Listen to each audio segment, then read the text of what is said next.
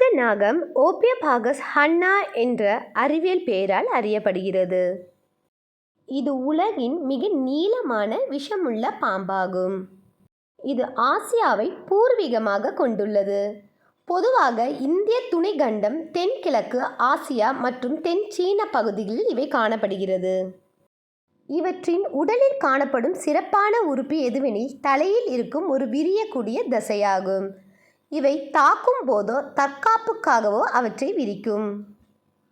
இப்பாம்புகள் மஞ்சள் கலந்த வெள்ளை, கரும்பழுப்பு மற்றும் வெளிர் சாம்பல் நிறங்களில் இருக்கின்றன.